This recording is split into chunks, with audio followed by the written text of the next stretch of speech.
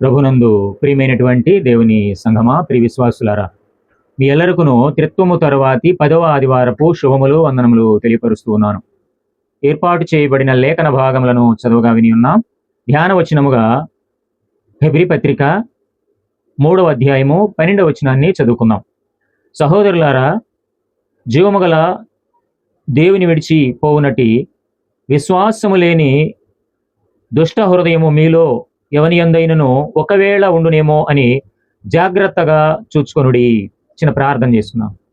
కృపాసత్య సంపూర్ణుడు అయిన మా ప్రియ పరలోకపు దేవా, నన్ను మీ సిలువు చాటును మరుగుపరుచుకుని బిడ్డలకు కావలసిన ఆత్మీయ ఆహారం అందించుటలో కేవలం ఒక సాధనముగా వాడుకొని నా నోటి మాటలు మా అందరి హృదయానములు మీకు అంగీకారముగా చేసుకుని యజమానుడికరమైన పాత్రగా వాడుకొని మహిం పొందుకొనమని యేసునామమున అడుగుచున్నాను పరమ తండ్రి, ఆమేన్. మన తండ్రి అయిన దేవుని నుండి ప్రభు అయిన యేసుక్రీస్తు నుండి కృపయు సమాధానం మీకు కలుగునుగాక, ఆమేన్. ప్రియ దేవుని బిడలారా, ఒక ఉపమానమును విని మన వర్తమానములోకి వెళదాం. ప్రవాహములో కొట్టుకుపోయే పడవ, ఆత్మీయ జీవితంలో జాగ్రత్త. ఒక పడవ నదీ ప్రవాహమునకు ఎదురు వెళ్ళాలి అంటే నిరంతరము హుక్కులతో అనగా నడవలతో చుక్కానీని త్రిప్పుతూనే ఉండాలి. ఒక క్షణం అలసత్వంగా ఉండి ఆపినా పడవ వెనక్కి కొట్టుకొని పోతుంది. అలాగే క్రైస్తవ జీవితము కూడా ఒక ఎదురు ప్రవాహం లాంటిదే. లోక ఆశలు మనలను వెనక్కి లాగుతూ ఉంటాయి.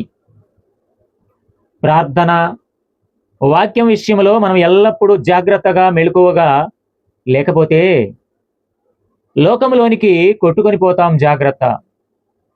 రాబోయే ప్రళయాల గురించి, రాబోయే విపత్తుల గురించి ఆలోచించి జాగ్రత్తగా ఉండండి. మోషే కాలంలో 10 తెగుళ్ళు లాగా కరోనా మనుష్యులను 10 సంవత్సరములు బాధించి చంపుతుందట. వరల్డ్ హెల్త్ ఆర్గనైజేషన్ వారు ఈ తెగులు 10 సంవత్సరాలు విడువక ఉంటుందని చెబుతూ ఉన్నారు. ప్రియ దేవుని బిడలారా, మన అంశము జాగ్రత్త. కీర్తనల గ్రంథము 78వ సంకీర్తన 56వ వచనం నుండి 59వ వచనం వరకు గమనిస్తే, అవిశ్వాసము ఎల్లప్పుడూ విజయాన్ని వెనకబడేటట్లు చేస్తుంది. ఎఫెసీ పత్రిక 5వ అధ్యాయం 8వ వచనములో అనుమానము ఎల్లప్పుడూ అవమానానికి దారి చేస్తుంది. ప్రియదేవుని బిడలారా, నిర్గమాకాండము 23వ అధ్యాయం 21వ వచనములు అంటున్నాడు కదా, ఆయన సన్నిధిని జాగ్రత్తగా నుండి ఆయన మాటను విలువలెను, ఆయన కోపము రేపవద్దు. 22వ వచనములో, అయితే నీవు ఆయన మాటను జాగ్రత్తగా విని నేను చెప్పినది యావత్తూ చేసిన ఎడల నేను నీ శత్రువులకు శత్రువును, నీ విరోధులకు విరోధినయ్యుందును. చాలా స్పష్టంగా తెలియజేస్తూ ఉన్నాడు. ప్రియమైనటువంటి వారలారా, జాగ్రత్తగా మాట వినాలి. జాగ్రత్తగా ఆయన సన్నిధిలో మనం ఉండాలి. మత్తయి సువార్త 7వ అధ్యాయం 15వ వచనములో అబద్ధ ప్రవక్తల విషయంలో జాగ్రత్త. మత్తయి సువార్త 7వ అధ్యాయం 17వ వచనములో మనుష్యుల విషయంలో జాగ్రత్త. మార్కు సువార్త 13వ అధ్యాయం 9వ వచనములో మిమ్మును గూర్చి మీరు జాగ్రత్త. మార్కు సువార్త 13వ అధ్యాయం 33వ వచనములో జాగ్రత్త పడుడి, మెలకువగా నుండి ప్రార్థన చేయుడి, ఆ కాలము ఎప్పుడు వచ్చునో మీకు తెలియదు. ప్రియ దేవుని బిడలారా, జాగ్రత్త గురించి చాలా స్పష్టంగా పరిశుద్ధ గ్రంథం మాట్లాడుతూ ఉన్నది. మన నేటి అంశము జాగ్రత్త. జాగ్రత్త అనగా అప్రమత్తత, మెలకువ, శ్రద్ధ, కేర్, కాషన్, అటెన్షన్. ప్రియ దేవుని బిడలారా, నేటి లేఖన భాగములలోకి వెళదాం రండి. ఇర్మియా గ్రంథము 7వ అధ్యాయము 4వ వచనాన్ని ధ్యాన వచనముగా చదువుకుందాం. ఈ స్థలము యెహోవా ఆలయము, ఈ స్థలము యెహోవా ఆలయము, ఈ స్థలము యెహోవా ఆలయమని చెప్పుకొనుచున్నారే. ఈ మోసకరమైన మాటలు ఆధారము చేసుకొనకుడి. ప్రియదేవుని బిడలారా, ఇక్కడ ఉపాంశము నోటి మాటలు జాగ్రత్త. సందర్భాన్ని గమనించినట్లయితే ఇర్మియాకు ప్రత్యక్షమైన దైవ వాక్కు ఈ మాటలు ఇశ్రాయేలీలతో చెప్పమంటూ ఉన్నాడు. మీ పితరులకు నిత్యముగా ఉండేందుకు ఇచ్చిన ఈ స్థలమున మీరు నివసించాలంటే, ఈ స్థలము యెహోవా ఆలయమని మీరు చెప్పు మాటలు మానండి. మరేం చేయాలి? మీ మార్గములను, మీ క్రియలను దిద్దుకొనండి. మీ పొరుగువారి ఎడల న్యాయం జరిగించండి. పరదేశులను, తండ్రి లేని వారిని, విధవరాండ్రను బాధించవద్దు. మీకు కీడు కలిగించే అన్య దేవతలను ఆరాధించవద్దు. ఇది ఆలయ ప్రసంగమండి. యెహోవా మందిర ద్వారము దగ్గర యిర్మీయా నిలబడి లోపలికి వస్తున్న వారికి హెచ్చరిస్తూ ఉన్నాడు. 2వ వచనంలో, యూదావారలారా యెహోవా మాట వినండి. 3వ వచనంలో, మార్గములను క్రియలను దిద్దుకొనండి. మీ మార్గము అనగా విగ్రహారాధన, మీ క్రియలు అనగా అక్రమ జీవితం. దిద్దుకొనండి అనగా తమ చెడు నడతల నుండి పశ్చాత్తాపం పొందవలసినదిగా మరొకసారి పిలుస్తూ ఉన్నాడు. ప్రజల ఉద్దేశం, ఆలయంలో మేము జరిగించే క్రియలను బట్టి మాకు క్షేమం కలుగుతుందని నమ్మారు. ఇంతవరకు బాగుంది, కానీ పశ్చాత్తాపపడండి అంటూ ఉన్నాడు. మీరు చేసేవి బాగానే ఉన్నాయి, కానీ హృదయానికి సంబంధించిన పశ్చాత్తాపం మీలో లేదండి. అందుకే నిర్గమకాండము 20వ అధ్యాయము 1వ వచనం నుండి 26 వచ్చిన భాగాలు గమనిస్తే 10 ఆజ్ఞలు దేవుడు అనుగ్రహించాడు. ఆ ఆజ్ఞలను మీరు పాటించండియా. నోటి మాటలు జాగ్రత్త కదా. పరిశుద్ధ గ్రంథములో క్లుప్తంగా కొన్ని విషయాలను గమనిద్దాం. కీర్తనల గ్రంథము 5వ అధ్యాయము 9వ వచనములో, నాలుకతో ఇచ్చకములాడుదురు.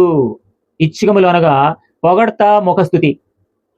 కీర్తనల గ్రంథం 10వ సంకీర్తన 7వ వచనములో, నాలుక క్రింద చేటు పాపమున్నది.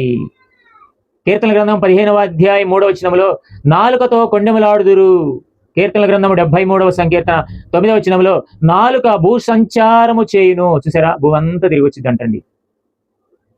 కీర్తనల గ్రంథము 119వ సంకీర్తన 172వ వచనంలో అంటున్నాడు, నాలుక నీ వాక్యమును గూర్చి పాడును. సామెతల గ్రంథము 10వ అధ్యాయం 20వ వచనంలో, నీతిమంతుని నాలుక వెండి వంటిది. సామెతల గ్రంథం 12వ అధ్యాయం 18వ వచనంలో, జ్ఞానుల నాలుక ఆరోగ్యదాయకము. సామెతల గ్రంథం 15వ అధ్యాయం 4వ వచనంలో, సాత్వికమైన నాలుక జీవ వృక్షము. సామెతల గ్రంథం 18వ అధ్యాయం 21వ వచనంలో, జీవ మరణములు నాలుక వశమే. ప్రియమైనటువంటి వారలారా, నోటి మాట జాగ్రత్త. నోరు తెరిస్తే నాలుక మాట్లాడే మాటలు ఎలా ఉంటాయో మనం విన్నాం. నీతిమంతులుగా మాట్లాడే స్థితిని మనం తెచ్చుకుందాం, జాగ్రత్త పడదాం. స్వార్థ పాఠ్య భాగంలోకి వెళదాం. మత్తయి సువార్త 11వ అధ్యాయం 20వ వచనం గమనిస్తే, పిమ్మట ఏ ఏ పట్టణములలో ఆయన విస్తారమైన అద్భుతములు చేసెనో ఆ పట్టణముల వారు మారు మనస్సు పొందకపోవుట వలన ఆయన వారినిట్లు గద్దింపసాగెను. స్వార్థ పాఠ్య భాగంలో మనస్సు జాగ్రత్త, నీ ఆలోచనలు జాగ్రత్త. సేవకులకు ప్రత్యక్షమైనటువంటి దైవ వాక్కు. ప్రభువు జనసమూహముతో, ఈ తరము వారు పిల్లల వలె ఉన్నారు, పిల్లలను పోలి ఉన్నారు, యోహోనును దయ్యం పట్టిన వాడని అంటూ ఉన్నారు, మనుష్య కుమారుడు సుంకరులతో పాపులతో స్నేహం చేస్తున్నాడు అంటూ ఉన్నారు. కపెర్నహూములో చేసిన అద్భుతాలు సొదొమ పట్టణములో చేస్తే వాళ్ళు సంతోషించేవారని చెప్పుచున్న సందర్భము.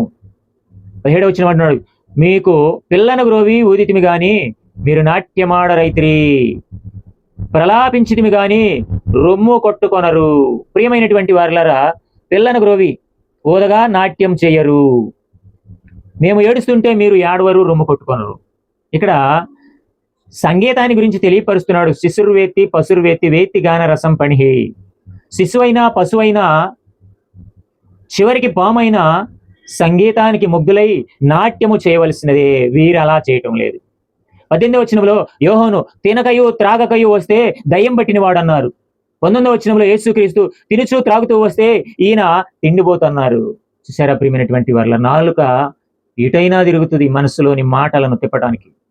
21వ వచనం, అయ్యో కొరాజీనా, అయ్యో బెత్సయిదా, మీ మధ్యను చేయబడిన అద్భుతములు తూరు సీదోను పట్టణమంతట్లో చేసిన ఎడల మారు మనసు పొంది ఉండేవారు. కొరాజీనా అనగా రహస్యము. ఇది కపెర్నహూమునకు ఉత్తరాన గంట దూరము ప్రయాణము చేయడానికి ఉన్నటువంటి పట్టణం. బెత్సయిదా అనగా చేపల ఇల్లు, జాలరుల గ్రామం అండి. ఇది యోర్దాను నది దక్షిణ తీరాన ఉన్నది. ఈ పట్టణంలో ఎక్కువ అద్భుతాలు చేయబడ్డాయి. ఇలాంటి పట్టణాలు మారు మనసు పొందనందుకు విచారముతో ఖండిస్తూ ఉన్నాడు. రక్షణ పొందటానికి అన్ని అవకాశాలు కల్పించినా తిరస్కరించినందుకు విచారిస్తూ ఉన్నాడు. ఇక్కడ 2 విషయాలు మనం గమనించాలి. ఒకటి, ఈ పట్టణంలోని ప్రజలు వారి బాధ్యతలు మరిచారు. ఒకటి. రెండవది, ఈ పట్టణములు ప్రభువుని విశ్వలేదు, అభ్యంతరపరచలేదు కానీ బోధను అనగా సువార్తను ఏమాత్రము పఠించుకోలేదు. నిర్లక్ష్యము బహు ప్రమాదకరం ప్రియమైనటువంటి వాళ్ళరా.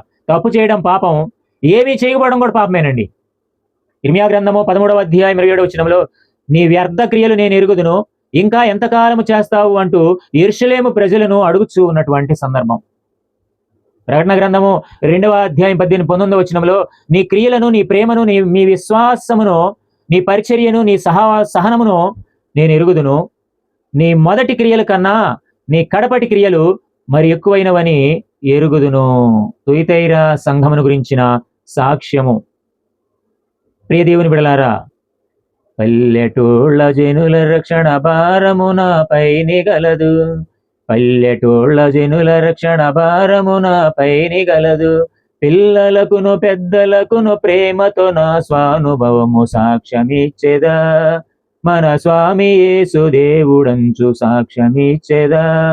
సాక్ష్యమనగా కనిన వినిన సంగతులను తెలుపుటయే, సాక్ష్యమనగా కనిన వినిన సంగతులను తెలుపుటయే, సాక్ష్యమిచ్చు కొరకు నన్ను స్వామి రక్షించెనంచు సాక్ష్యమిచ్చేదా, మన స్వామి యేసు దేవుడంచు సాక్ష్యమిచ్చేదా.